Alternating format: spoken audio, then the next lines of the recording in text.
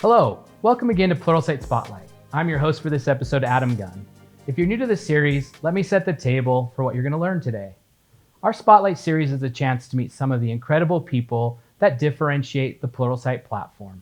Our brand is built on the back of some incredible course authors who bring the best of themselves to our course and platform each and every day. Today, I'm really excited to have Peter Mosman on the stage. Peter, welcome to the Spotlight. Thank you very much. I'm very honored to be here. If you don't mind, let me tell the audience a little bit about you. By all means. Peter started out in the 90s as a software engineer working on internet banking applications for various European financial institutions. After developing, he moved to the role of defending and designing systems and networks for high availability websites. Since 2004, he started specializing in breaking, pen testing complex feature-rich web applications. Currently, Peter leads a global team of highly skilled pen testers as lead pen tester. He is a contributor to several open source penetration testing tools, and he maintains an extra featured open SSL fork. He likes to speak at international security conferences and meetings such as OWASP, B-Side, OSDC, and NoleCon, which mixes really well with being a permanent road warrior. Welcome to the stage. Peter, you've made your way to the Pluralsight headquarters all the way from the Netherlands. Thanks for coming. I want to dig in a little bit about this idea of being a permanent road warrior.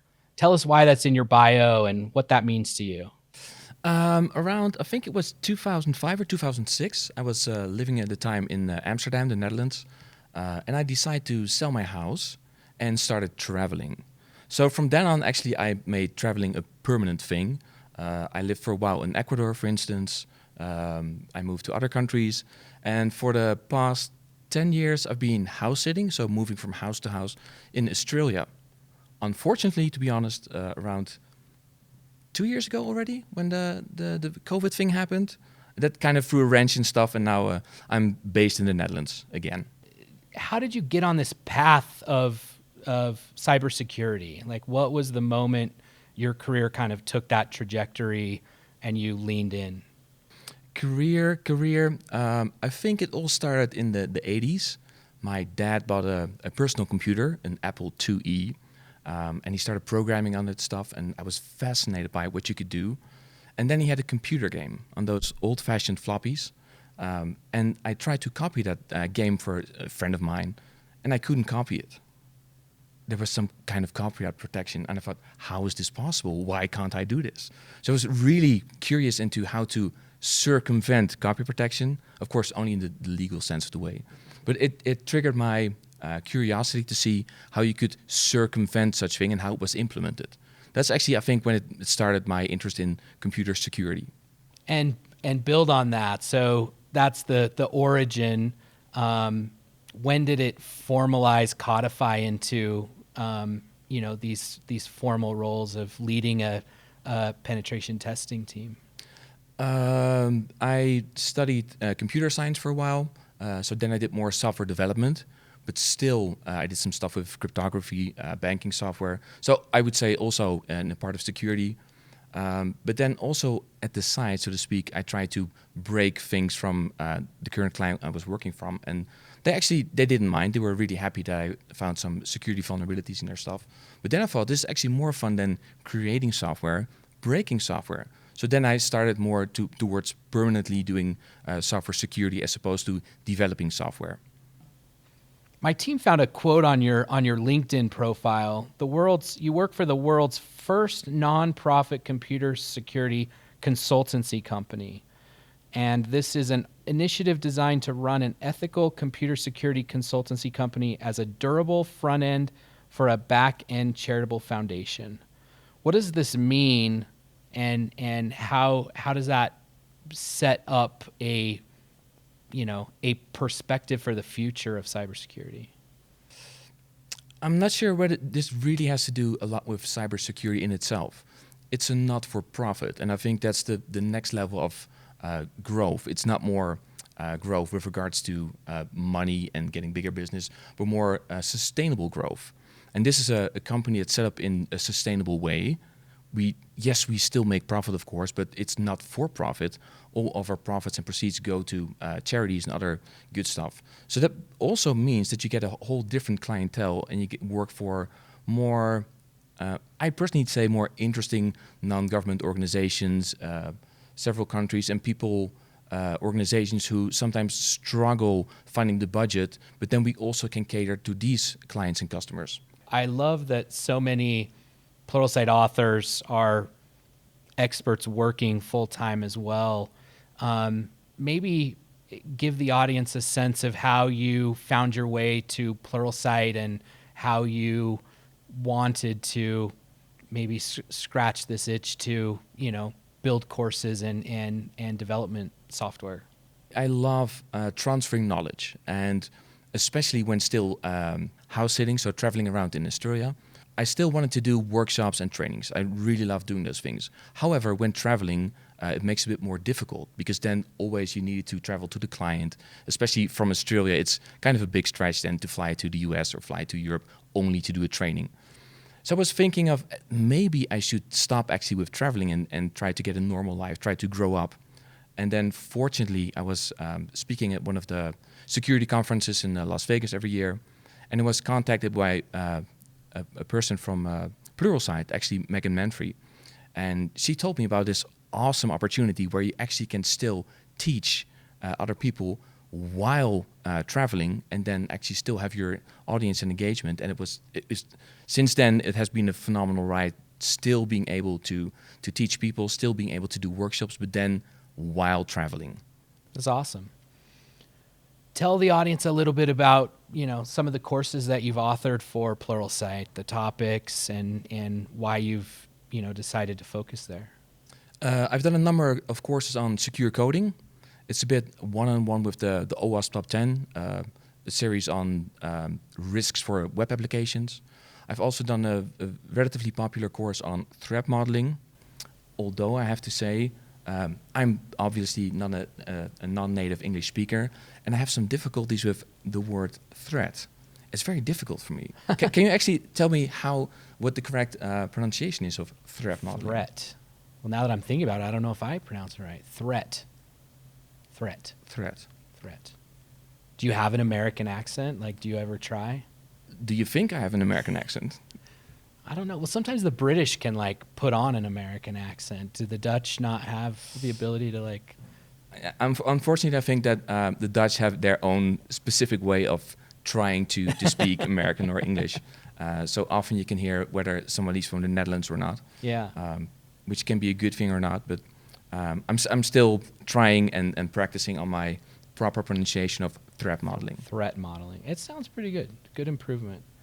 I think I wanted to ask a question around this idea of it's amazing that you have all of these awesome courses. We recently did a study called our State of Upskilling report, and not a surprise, the number one barrier that most people surface when it comes to learning is finding time. Maybe from your own perspective, your own career trajectory, or as an educator, what advice would you give to those individuals who seem to be struggling to find time for learning? I think actually one of the beautiful things of Pluralsight courses is the way they're structured. So they're relatively short, say 60 to 90 minutes.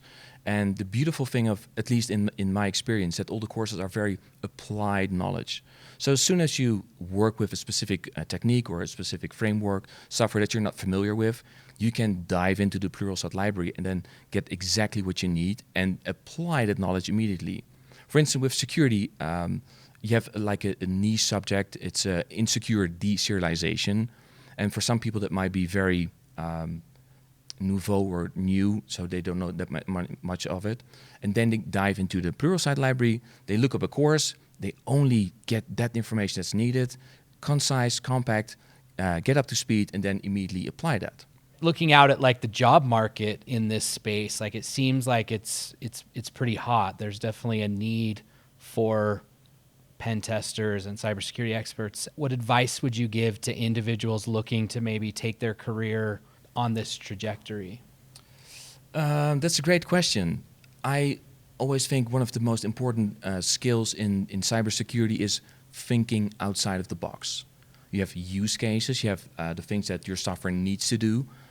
When the product owner says, these are the features that your thing needs to have.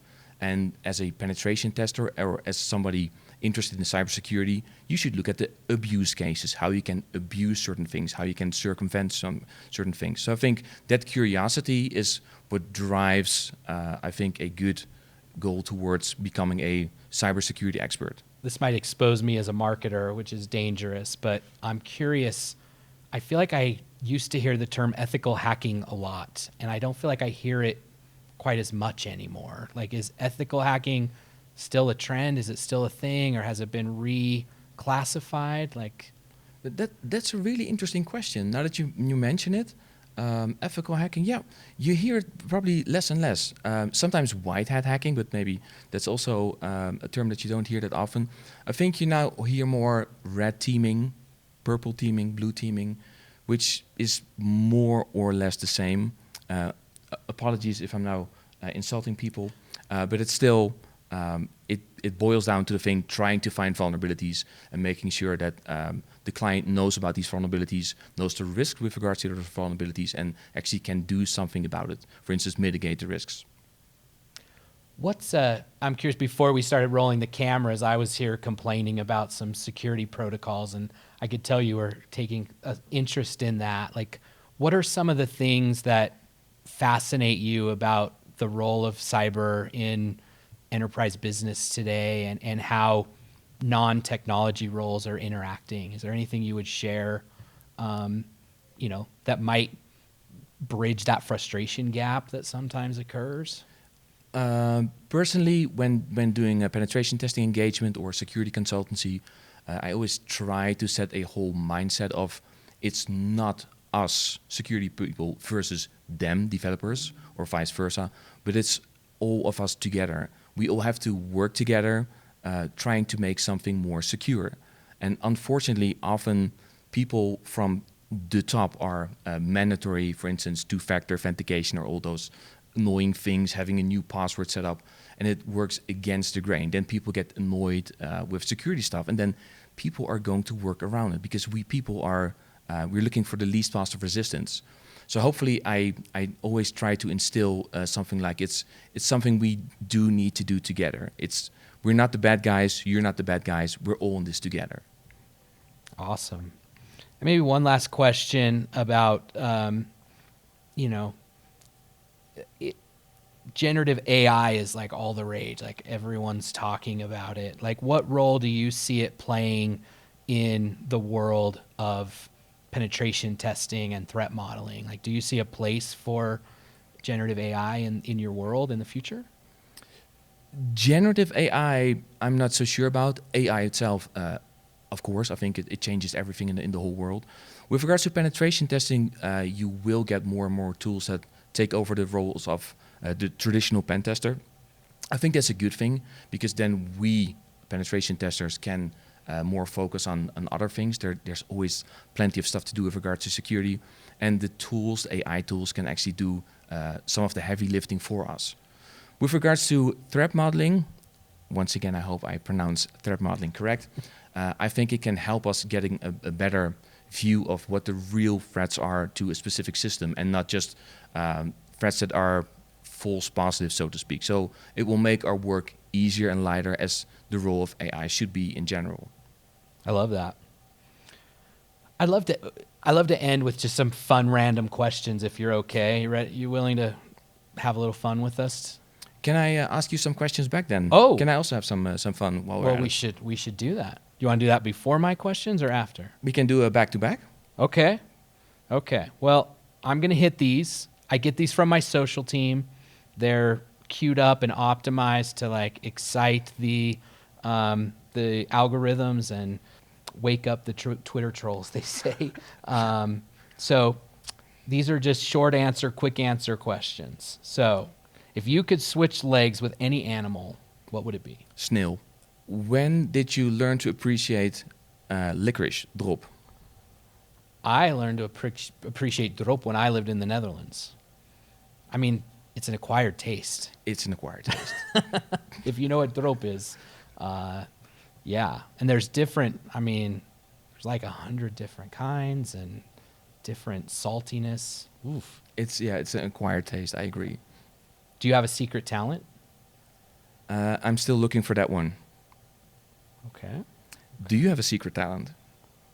I mean, anyone that knows Adam Gunn knows that I doodle on everything. Like I sketch. So my secret, I don't know if it's very secret, but yeah, I doodle. That's my secret talent. Favorite pizza topping? Ooh, that's a difficult one. There should be at least loads and loads of cheese. I love American pizzas. I think you guys know how to do pizza correctly, as opposed to Italian pizzas. Obviously, never pineapple. That's just No pineapple. That's no. And some nice pepperoni. So cheese pepperoni, if I can take two. Do you have one for me? What's your favorite travel destination? My favorite travel destination. So, I mean, it will feel like I'm playing to my audience, but like if I can get back to Europe, I'm landing at Schiphol and I'm spending some time in Amsterdam. I got to live in Belgium for a bit, so I love Brugge, Bruges, and would love to head down there. So, yeah, I love Europe. You're very lucky to be over there full time, even though maybe you don't want to be. There's so much to see in the world. However, it's also nice now to be in one place and get to know my family again, so to speak, and and friends. So it's also nice to stay grounded for a while. Last question. Well, we always ask team cat or team dog. Like that seems to be important at Pluralsight. Easy. For me, I'd say. Okay. Definitely dogs. Okay. Team dog. In Australia, I did lots of house sitting, mainly cats and dogs, and dogs, especially male dogs, Dobermans. I love them. They're just so not clever, which I think is awesome. You know, they're just themselves. And cats, they need to be treated. So, yeah, Okay. definitely dogs. And a favorite flavor of ice cream? Ooh, I just go probably with pistachio. Pistachio. Okay. Not stroopwafel. Is that your favorite? I think it is. I just learned this is a thing. But It's definitely a thing. It's very sweet, but no, for me, pistachio. That's awesome. Well, Peter and I are going to go enjoy some stroopwafels. Peter, thanks for coming over all the way from the Netherlands. Thanks, I enjoyed very much myself. Any assets, links, anything about Peter's courses, we'll put in the show notes. And thanks for joining us. We'd love any feedback that you have. Feel free to follow or subscribe. And we look forward to you joining us on the next episode of Pluralsight Spotlight.